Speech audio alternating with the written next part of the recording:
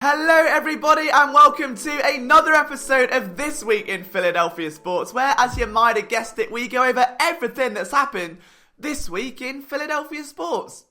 Again, if you are new to this channel, congratulations, you've just been drafted 21st overall by me, LJ Roseman. You're our new shiny wide receiver, and all we're going to ask you to do is catch that deep subscribe touchdown. If you're a Philadelphia fan, if you hate Dallas, alright, subscribe to the channel, join our family. We've got a Discord server down below where you can make some friends, and of course, you can get your daily dose of Philadelphia sports coverage over at phillysportsnetwork.com. Just don't do an Aguilar, okay? We're throwing you the ball, just catch it. Otherwise, I will call you Aguilar. See though, I did just want to apologise because my voice today sounds a little bit more manlier than normal, which normally isn't a bad thing, but you know, we've come to love the high-pitched British wailing that this series often entails, and that won't be the case today, I'm afraid, guys, because, well, this happened last night. This is in quick, we may see a Union game as a shot! Oh, what a goal!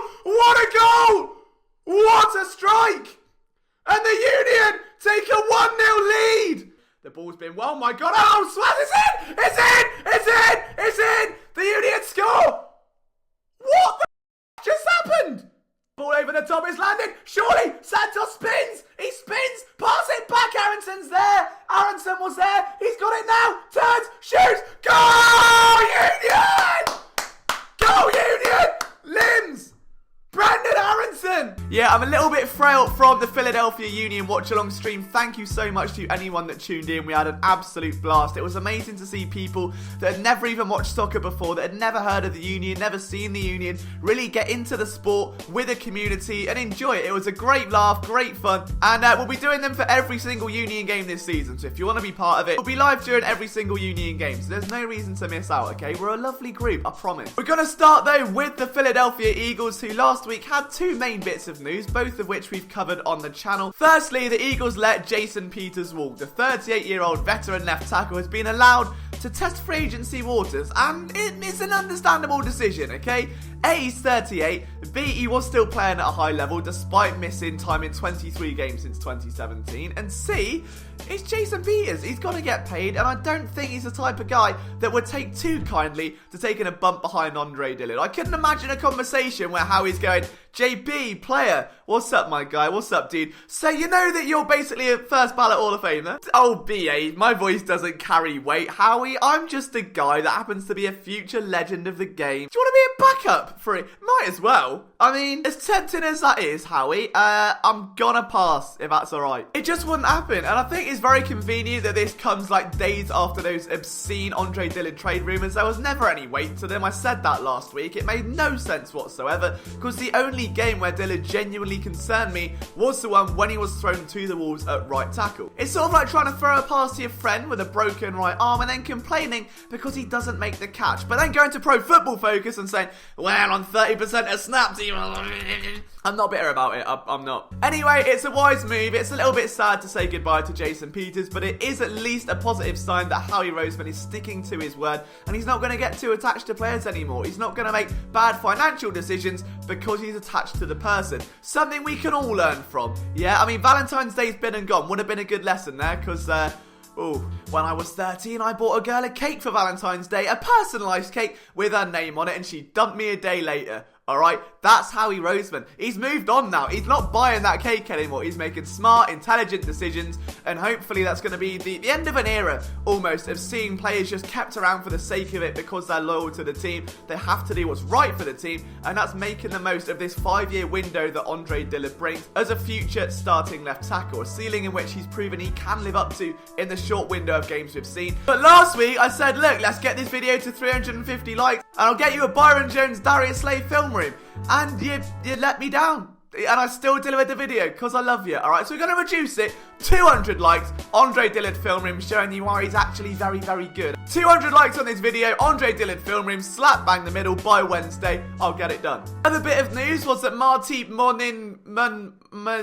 Marty is coming back. That Marty Morningweg is coming back to the Philadelphia Eagles after spending 9 years with the team earlier in his career, then going off to Baltimore and a few other teams. He's back with the Eagles to be essentially another chef in the kitchen. This is genuinely turning into one of Gordon Ramsay's kitchen nightmares. There are so many chefs running round. You've got chicken all over the floor. There's rice spewing out of the oven. Everything's on fire. I don't know, but all I am saying is that Press Taylor is getting a lot of help as parting game coordinator. That Doug Peterson, as opposed to one offensive coordinator, now has 3 different people telling him different bits of advice. So, I mean, it's good in one context where you're going to get a lot of different optionalities.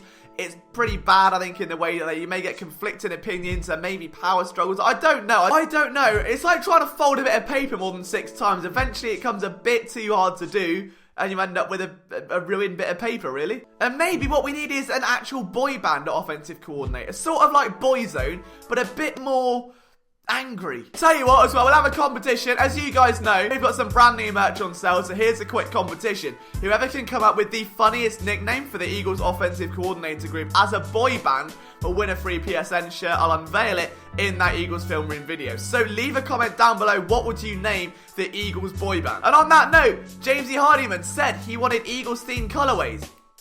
I've got you covered, mate. Morningweg actually worked with Peterson between 2009 and 2012. Believe it or not, was actually Peterson's QB coach back in 1996 in Green Bay. So the two go back to when I would have been 1 year old. That's 23 years of being BFFL, alright? That's an unbreakable bond, Super Bowl bound. It's also worth noting that in the last 2 years as Eagles offensive coordinator, Eagles ranked inside the top 10 in deep passes on both occasions. So with Deshaun Jackson coming back with this new mentality surrounding Carson Wentz, and of course, probable first round selection of a wide receiver, it's safe to say the need for speed, the deep passes are all coming back to Philadelphia, and I think Marty could be a big factor in that. Morningweg has habitually run a zonal scheme, which is brilliant for Doug Peterson, and obviously helped facilitate the rise of Lamar Jackson in the second half of his rookie year, so that's always good. The fact he's got a nickname of Air Marty, which is terrible. I'd have called him Doc Marty, like Doc Martens shoes, but beggars can't be choosers. Air Marty it is. Not only has he helped facilitate the growth of guys like Brian Westbrook and LaShawn McCoy, but you look at Baltimore, you look at San Francisco,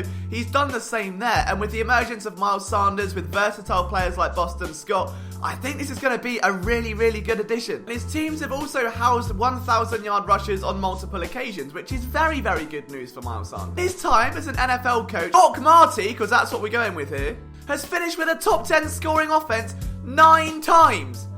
9! He's had 12 out of 18 occasions where he's had a top 15 offense as well, which is pretty good. And that's not to mention that he obviously helped the resurgence of Michael Vick in his comeback player of the year season back in 2010. So that is always good to have on your resume. You see where I'm going with this. When you add it to what Scangarello brings to the table, which was a lot of play action, a lot of deep shots, and with the creativity of Press Taylor, who reportedly helped bring the Philly special into Doug Peterson's mind, safe to say that Morningweg's just got a wealth of experience that cannot be replicated. So in one sense, it's like too many chefs in the kitchen. In the other sense, it's like they could make one massive burger, and it could be a bloody nice burger as well. So we're gonna taste the burger, it's gonna be a big burger, and we're gonna bloody love the burger, alright? We've got Scangarello, we've got Morningweg, we've got Press Taylor. It's gonna be fun.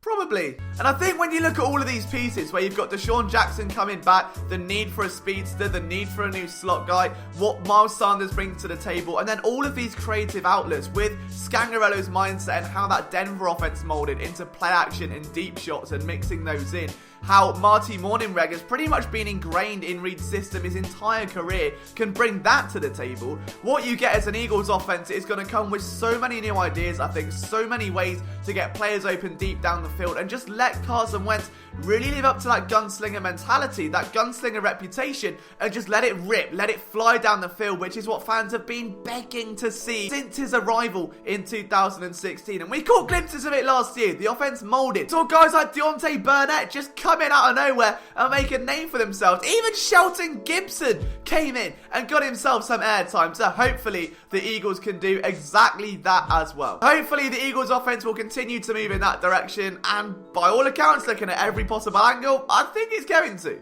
On to your Philadelphia Flyers, and they are the hottest team in the NHL. It has been an unbelievable run. They are 9 games undefeated. They're tied with the Capitals for the top of the Metro Division, despite beating them 3 times out of 4, but it is minor details, minor details. Carter Hart stopped 38 shots against Buffalo. We've seen Derek Grant emerge with getting 4 points in his first 5 games, as I documented at Phillies Sports. Go check it out, eh? Article, me, hockey, below. So Hart has had 13 games this season with under 1 goal allowed, which is nuts, really. And I think this whole team is thriving. You've got Jake Voracek, who even after the win against the Sabres to send that number to 9, was upset and was demanding accountability, saying that the performance wasn't good enough. And with that kind of leadership, I think this team will go far.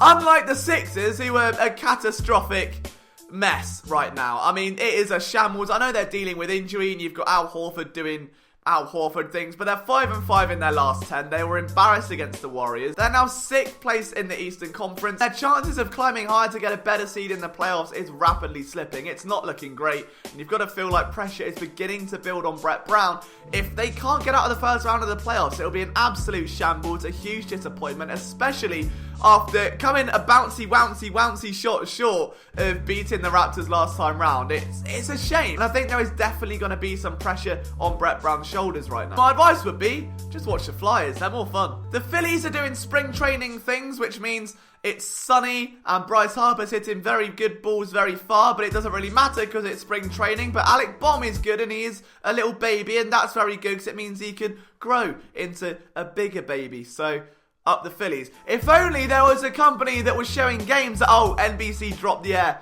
They're showing 9 games all spring. I'm not bitter about it. I don't even care about spring. I don't even want to watch baseball. Do you know what? Might as well cut the season. The Union caused a huge upset last night with a 3-3 draw against LAFC. And to put this into perspective, okay, before that game, LAFC were 4-11 to win, which meant if you bet $10, you would win $3. They were heavy favourites, and the Union went ahead. They went toe-to-toe with the best the MLS has to offer, the best finisher the MLS has to offer, and got a 3-3 draw, a well-earned point on the road. You could not be more excited about this team. Andre Blake was an absolute machine, doing everything that came his way with some fearless goalkeeping, sprinting outside of the box, playing that role of a sweeper. It was an amazing game, and for those of you that watched it in our live stream, thank you so much, because we had an absolute blessing. Make sure you subscribe to the Duke by the River podcast as well. We'll have plenty of reaction coming your way very soon. But that is it, guys, for another episode of This Week in Philadelphia Sports. From myself, Liam Jenkins, I hope you have enjoyed this video. If you have, leave a like down below. My Twitter's down there. Come give me a follow, say hello. If you don't want to, don't worry about it. Just say my voice sounds like a NASCAR wheel gun again. It's fine. Thanks for taking time out of your busy day to watch this content. I'll see you next time.